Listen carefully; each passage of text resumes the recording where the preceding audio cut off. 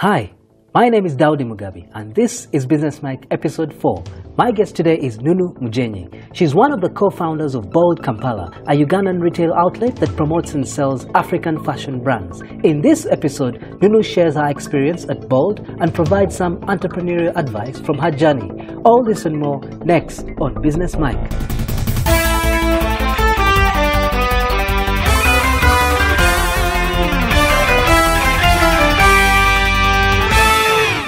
Thank you so much, Nunu, for coming here today. Could you briefly tell us who you are and what you do? Sure. My name is Nunu Mugyenyi, and I am one of the 3 directors and co-founders of BOLD Kampala.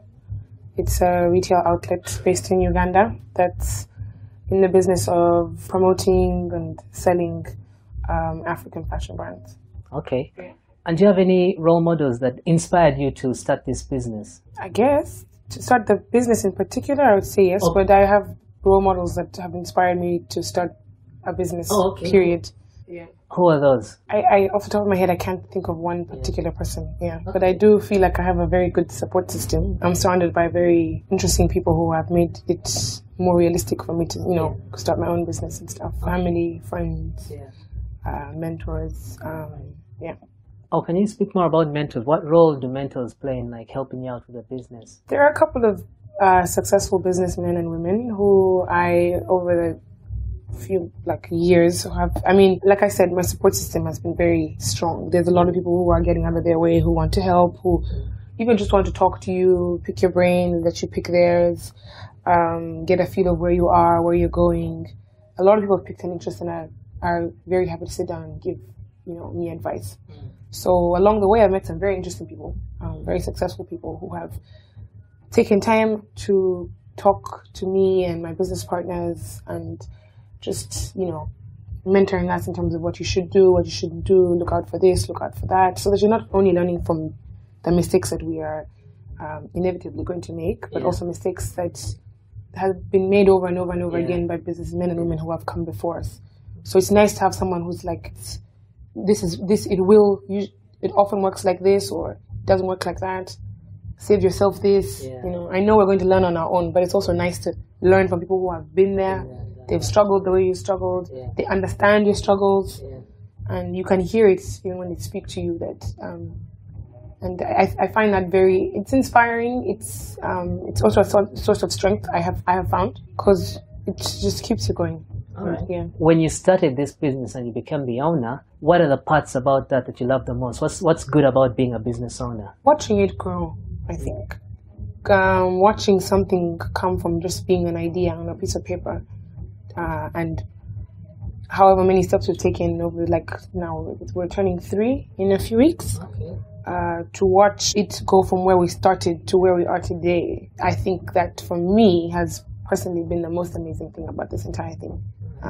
Just to see it all come to life. Okay, and what's the worst part or the hardest part of being a business owner? Everything falls on your head. You reap the benefits, but you also have to fix everything. You don't turn to anybody, you don't answer to anybody, so it's up to you to have the answers, it's up to you to come up with the solutions. It's all on you. Are there any tasks or roles that you found yourself doing as a business owner that you didn't expect? Perhaps when you had the idea, you thought you'd be doing ABC, but as you grew, you found yourself doing EFG, something you didn't expect. Yes. Firstly, within the company, we have allocated roles. So my role in particular, although it's still a small company, so even though, yes, you might have a role, you will often find yourself doing other roles that are not necessarily in your job description, that just come with being the director of a company. But my job in particular is the business development aspect of the company, making sure that I am always one step ahead of the company. Where are we going? What is our plan? Where do we see ourselves? How do we remain relevant? That is my area. So when I got into this, I have an interest in the fashion industry. I think it's something that I'm very passionate about, something that I do with ease, what I feel I enjoy it. And I know there's often a lot of materialistic stereotypes that come with people in the fashion industry and what you're doing. And not to speak on anybody else or knock anybody's hustle, but in terms of what I wanted to do personally is create a space where I can do what I like to do, whether it's working with clothes or just working with other creative minds, but also try and find a way to make it as meaningful as possible. Create a story, make sure you're not just selling clothes, but you're pushing a brand. You're developing the industry. You are creating a source of sustainable income for the designers and the people who work with the designers, that it all trickles down. So I didn't imagine myself in such the technical part that has come with that. Yeah, running a business, making, especially the back end stuff that you don't see on the outside when you walk into the store. I don't like maths. I don't like maths. I don't like books. I don't like accounting. I would rather just make sure the shop looks nice, but it doesn't work like that. Yeah. So I've had to get out of my way, and have been, and only your business can push you that way. Yeah. When you find yourself coming up with solutions, and you find yourself all of a sudden you're a mathematician, a bad one, but a mathematician. So I found myself coming up with solutions with my business partners in areas that I would ordinarily have steered clear of. But this is the thing. When you're working for yourself, you don't get to choose what areas you do, what areas you don't do. Yeah. Yes, as business partners, I think it's important to play on your strengths. What I bring as an individual to the company should be the area that I think I should focus on, and the same applies to my business partners. So if I'm not necessarily good at maths, but maybe the next person is, then we should play on that. Yeah. But it doesn't work like that. Oh. So, it does in theory, but it's not always so black and white. All right. So there's been areas that I've had to deal with and work in that I'm not necessarily comfortable in. Yeah. But it happened. Well, how about personally? How has owning a business and seeing BOLD grow helped or shaped you as a human being personally? A lot. I would say a lot. I feel like where the business has reached now, we are one in the same. At the moment, I'm running it by myself because my partners are abroad, and there'll be a shift in a few months where we would switch places. So personally, I'm a lot stronger. I've developed a much thicker skin business-wise. It takes a lot more to raise my blood pressure today than it did 3 years ago. I've learned so much every day. I can't even begin to tell you what I haven't. And I know there's still so much to learn. But I've also learned to learn. That in itself is a lesson. So that you don't see it as some things don't always go the way that we plan them to go. And that's okay. So you need to be okay with that. And to not see it as I failed, but this is a lesson and I'm going to learn from it. So the next time this happens, I'm ready for it. So that it's productive. Productive failure, call it whatever you want to call it. So for me, I think as an individual, I've grown a lot. I'm a lot stronger. I hope a lot wiser. I have a lot more, it's a lot clearer to me what I want to do in terms of my path, life, career. It's a lot clearer to me now what I don't want to do. I've learned a lot about myself, because you learn a lot about yourself when you start a business. Can you give us an example? About me personally, this is another thing that I was going to talk about, is myself and my business partners have, for the longest time, tried to create a disconnect between our personal lives and the lives of business. Yeah. But you often find them getting very intertwined, because once people pick an interest in the concept, they want to know who owns it. They want to know what inspired you. They want to know what your challenges are. They want to know where you're going. And I think that's one of the things that I've really struggled with. And again, I'm very honored to be that you invited us to talk on this thing. But I've found that I'm struggling with the difference between promoting the store and myself, and where do you draw the line? Because now it happens a lot where people are like, we want to talk to you, we want to interview you, we want to take your picture, we want to, So for me, I think I'm trying to find my footing in that area, because I know we've tried to keep our personal lives as private as possible without, pushing your name as hard as you're pushing the name of the brand. But it's getting harder and harder to do that because people want to know. And I think it's important to share our story, but just to learn, what I'm comfortable with. And is it possible though? Is it possible to have a business and not have your face or personality attached to it? I don't think so. I think it's very hard, especially when it's very young. Because my hope for the company is that it will grow to a level where it won't even be clear who owns it. There are businesses like that where you know the brand name, but you don't know who's behind it. Especially because we're in the business of promoting other people, not ourselves. So but I feel like in terms of the way people who know us on a personal level and who have seen the business and watched it grow, absolutely our personalities and our character shining through. You can see it. So I don't know if I've answered your question. But our characters, this is what happens when you have to call the shots. I think a business is a reflection of you in a way. Yes, I guess. I think even more so maybe because our business is in the creative industry. It's very practical. It's very visual. It's very in your face. So that's another thing where I feel like it works. Another area where it's nice to do. I don't know. Sometimes I feel like there's a lot of pressure because our business is very loud. We have to make a lot of noise. Yeah. Our logo is bold. Our name, our vision, our mission, our everything, the whole package. Even the directors, by the way, when you get to know us on a personal level, very strong women. Our journey, which I continue to be so grateful for the fact that it's been so well received, it's also a very public one because everything you do, whether it's on an Instagram account or you're going on tour, because we're promoting people, we have to make noise. Yeah. So our successes, our failures, it's all there. It's a very loud business venture. So that has its pros and cons. So why did you opt to start a business that promotes other brands versus, say, promoting your own brand? Why take that route? Firstly, I felt that there was a gap in the market. A lot of people producing and not enough people pushing. There's many aspects to the fashion industry that are not necessarily the production of the clothing. There's so many. And again, Kampala is growing. The fashion industry is growing. There are many businesses coming up that are still under the fashion industry, but you're not necessarily making the clothing yourself. So I felt like there was no conveniently located space that is a neutral ground that is purely there to just push everybody, to shed light on them, to give them the support that they need, because this concept is very much built on a spirit of teamwork. There's power in numbers. Yes. There really is. Yeah. And I think our business is a very good example of how much power there is in numbers. Because this is one brand under which we carry over 35 different brands. All of them are pushing their lines and pushing the fact that their lines are available at our brand. Yeah. That has done amazing things for us and our growth and the whole concept of people working together. Like you said, there's strength in numbers. You'll find yourself going a lot further if you've got a team of other people whom you're helping. And the industry goes further. Yeah. The industry goes further. Because if we're moving together, then we're moving together.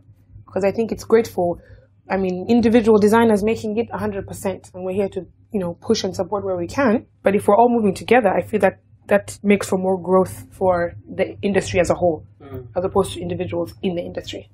Yeah. So now, since you started the company with that goal in mind, how has the industry changed? For instance, now that you've had all these brands under one roof, how has that had an effect on the consumerism of fashion and the designers themselves? What impact has it had? I've seen a huge difference in the attitude towards locally made products. And I've said this so many times, like a broken record, but at the beginning, I would say one of our biggest problems was convincing locals, I'm even going to specifically say Ugandans, to buy Ugandan-made products. Yeah. Because there's a lot of uncertainty that comes with products. As soon as you hear something is made locally, then you're going to second guess the quality, where is it from, is it going to last, I'd rather get things from abroad. So there was no faith in ourselves. So I would say our concept is purely based on pushing things that are made locally. We've now since expanded to brands that are outside of Uganda, but still we're physically located in Uganda. So I felt like in the beginning there was a reluctance to buy things made locally. Why would you buy something made locally when you can get something made, in outside countries where it's considered to be, of better quality, which is not necessarily the case. Yeah. So I do recognize that in some areas, there is a lack, we're still lacking quality control. But I see that on that aspect, the designers have grown, and on the consumer aspect side of things, people are now more willing to buy things made locally. People are now more intrigued by things that are made locally. People are now more, who made this? What's your story? People are now more, they want to support, their attitude has changed. They want to support themselves, their industry, their designers. People are now proud. They're seeing things are happening. People are moving. We even had a fashion week not too long ago. Yes, we had our first fashion week. That was very exciting. Fantastic production. That was a huge milestone for us. Yeah. Just the other day, Lupita Nyong'o wore a quest dress. Yeah. This is a Ugandan brand made in Uganda, Dupita Nyong'o is huge. So these are milestones that I think are making that people are watching and taking note and be like, starting to gain some sort of faith in ourselves. So the consumer mindset has shifted. It's still a work in progress, but I've seen a big difference. And also designers are now more inspired to put themselves out there. You know, it's difficult because I feel like sometimes people don't see this, but not everybody find it so easy to push their work. Do you understand? This is your work, you're making it, you've designed it, you've produced it, now you're going to convince someone to buy it. Some people really struggle with that. That's where we come in. And as an individual, it's not an issue because it's easy to push someone else's stuff sometimes. I don't know if I'm making sense. Because it's not my brand, I want the best for you and all the principles and everything. And in theory, it's all very clear what our mission is, where we're going. But sometimes it's easier to push someone else's brand than it is to push yours. So that's where we come in, with the middlemen, where we are, you know, unapologetically making noise about things that are made. Now you have so many brands in the store. Are there scenarios where, say, one particular brand is struggling? Say, for instance, out of 5, one is outselling the other 4 and one is really doing badly. And how do you kind of strike that balance to make sure everyone is getting a good promotion? For starters, each designer that you see in the store has signed a contract with us. So 35 plus designers, those are 35 plus partnerships. And we get out of our way to make sure that we work very closely with them, keep in contact with them, give them feedback if necessary, get a feel of your brand. What are you looking for when you come to the store? Are you looking for exposure? Are you looking to make money? Are you looking to do both? What's your plan, so we can try and give you that as much as possible. So we try and tailor the different, the contracts are the same.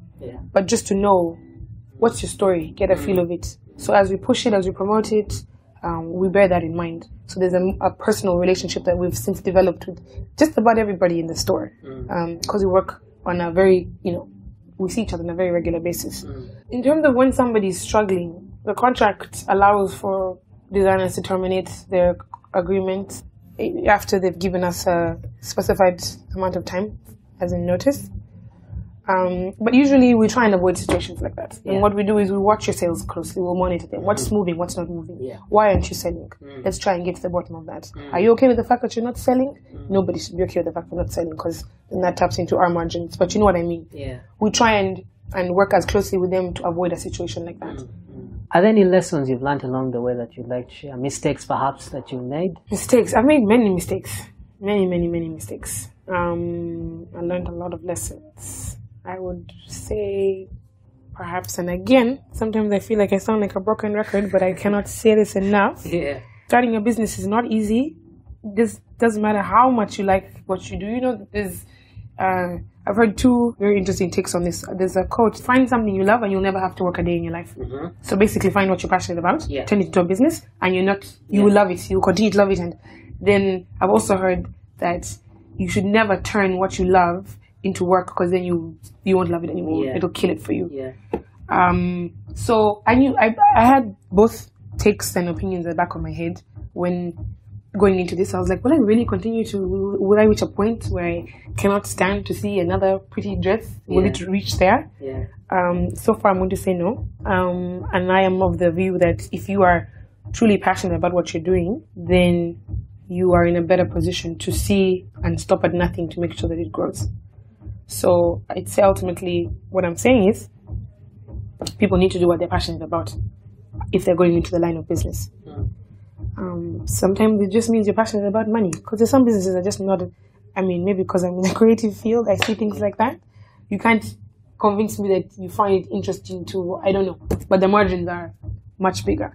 So I would say in a business like this, you need to be patient. You need to reach a space where you have peace of mind, so that you know that at the end of the day, everything is going to be fine, and that you're level-headed and you're not a reaction to things that are happening around you, but you're stable enough to run it, to fix problems, to deal with whatever hurdles come your way, and also just to develop a thick skin, which only comes when you get into that. You will lose sleep at night. You will cry over things. You will celebrate things. You will.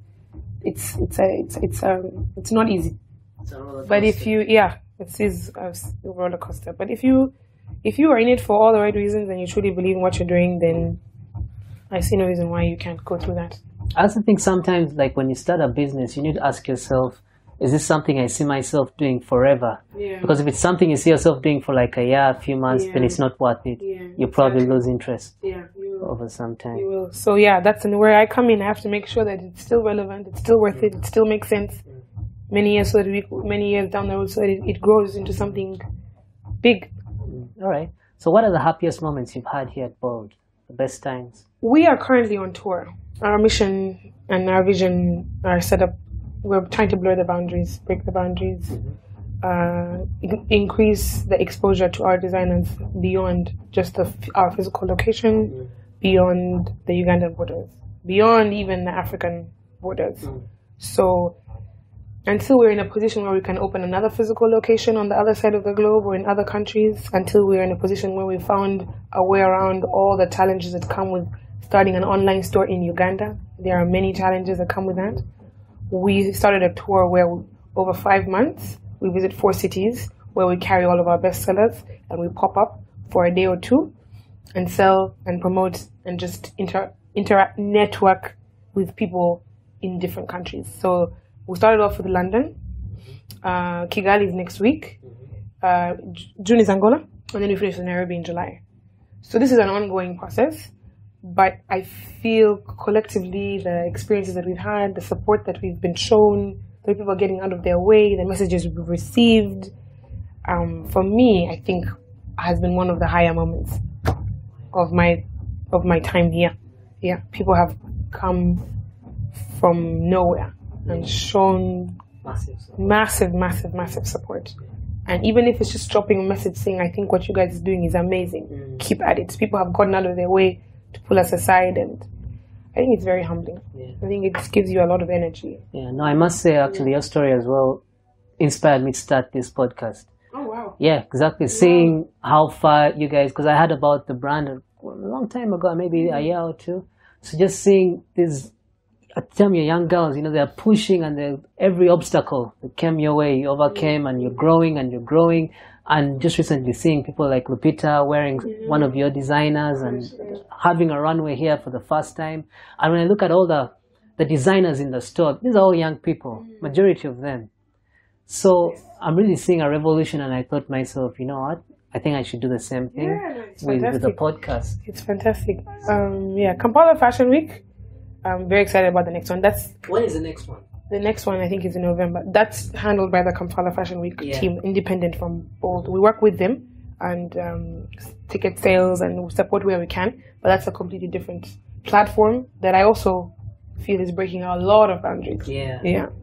So this is what I mean by there's so many different channels and angles to approach the industry and for it to grow that don't necessarily mean sitting down with your tailor and designing a dress. In your whole business model, to you personally, what's the most important thing you look out for? How do you mean? For instance, some people pay attention to their team. I've interviewed someone who said, my team is the most important thing. Other people say the numbers. I always look at the balance sheet. That's really crucial to me. Others say it's the quality and so on. And different people have aspects that they really focus on. Yeah, I mean, if you can't not look at the numbers. If the numbers don't make sense, the business doesn't make sense, and the business will ultimately fail at some point. So I would say numbers would be a point. If you're asking me to advise people in business, that should always be your go-to point before you do anything, because everything else is irrelevant if your numbers are not adding up, because it won't add up, won't make sense. But beyond that, I don't know, I guess the quality of the products, the quality of the service and the experience, and I think that for me would be what I would focus on. Yes, I work very closely with my team, another great support system, and I feel it's in the spirit of mentorship. I believe not in just telling people what to do, but in giving them the opportunity to learn. So, team, yes, the designers need to be happy, consumers need to be happy, but if I had to pick one, it would be the numbers. The numbers, yeah. Because often some people, especially when they're starting a business, they want the brand to be powerful and all this, so they invest a lot of money in like their look. And financially, they actually end up making losses. Because out there, they're perceived as this really powerful brand, but in-house, the numbers aren't telling. So I think it makes sense for you to turn back one or two things to make sure you're profitable and slowly build on, versus you come out with all guns blazing. Okay, so I have to ask, your store is right next to the movie store, the movie cinema. How often do you go and watch movies? I used to go every week. I haven't been in months. Really? Yes. It's very interesting that you should ask that. It's less than 20 meters I away. know, and every time I see a new movie out, I'm like, I need to watch that movie. I have not been to the cinema in a very long time. And I love the movies. I just, time and you keep, because it's so near, you keep telling yourself, oh no, I can't make it now, but I'll go later. Yeah. Are there any TV shows you watch, perhaps, that have any costumes or designs that inspire you sometimes? I really like the merchandising side of the fashion industry. I like the business side. I like putting things together, things that have already been made by independent parties, but for it to all come together. So based on that, I really like Mr. Selfridge. It's based on the actual store. I love the costumes, the merchandising, the way they make things happen, bring things to life. I really like that. I also really like Downton Abbey. I know it's based about 1 million years ago, but I really appreciate that vintage style and the way they put things together. I find myself beyond the storyline watching the wardrobes. Yeah. Are there any designers outside Uganda that you're promoting? Yes. Yes. The designers collectively represent a total of 7 African countries. Oh, which ones are those? Of course, there's Uganda, Rwanda, Burundi, Kenya, Nigeria, Ghana, Tunisia. And I just signed a contract with a South African designer. So it will be, as of the beginning of June, 8 countries. Wow. Yeah. Okay. You've done very many interviews, as you've mentioned. What are the most common questions you're asked in interviews? What inspired me? What have I learned? Of course, what do you do? I think that those would be the most common. Okay. If the tables were turned today and you were the host of this show, what question would you ask me? And you are a bold director? No. Just a general entrepreneur? Yeah. I'm allowed to ask you any question? Any question. I can even ask you about the color of your eyes? If you wish. Or this is strictly in a business context? No, this is really open-ended, anything. Oh wow, this is such a vague question. I guess because it's an entrepreneur thing, I would ask you, oh,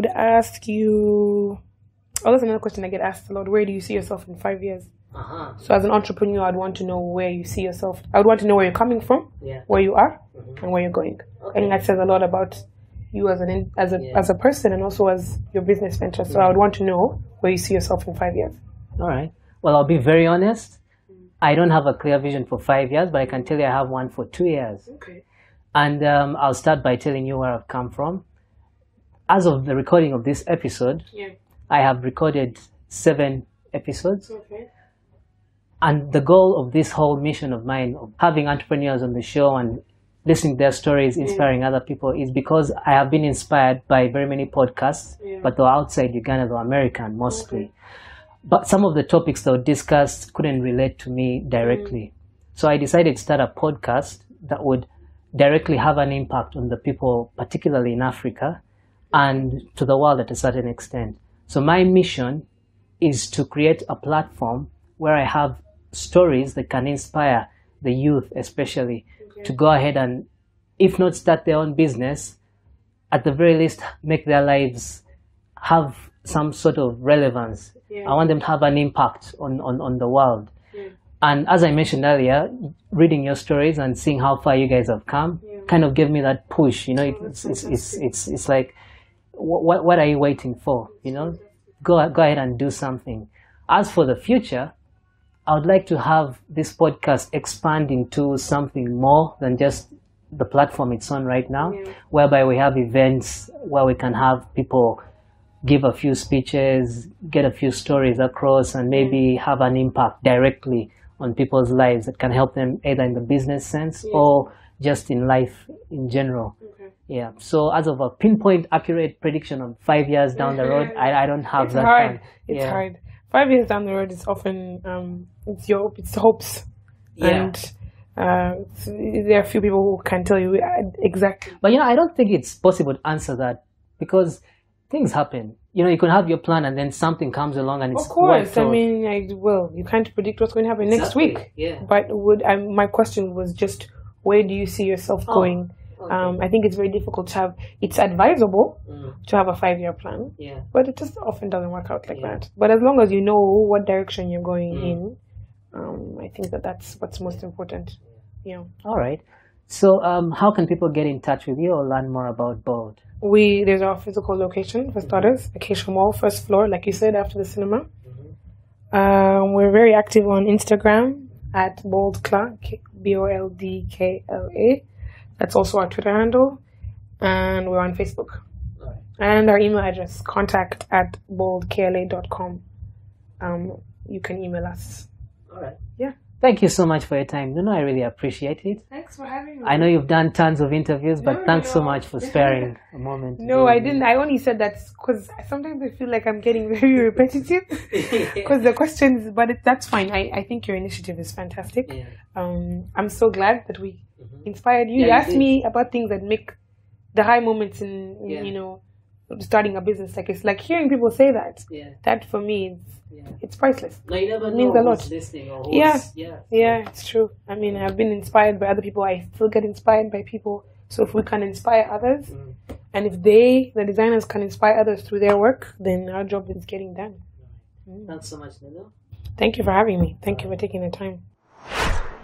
Thank you so much for listening to Business Mike today. And if you'd like to listen to more episodes just like this one, simply go to businessmike.com. For all the links and resources mentioned in this particular episode, simply type the name Nunu, that's N-U-N-U, into the search bar to access her show notes page. Thanks again for listening, and until next time, take care.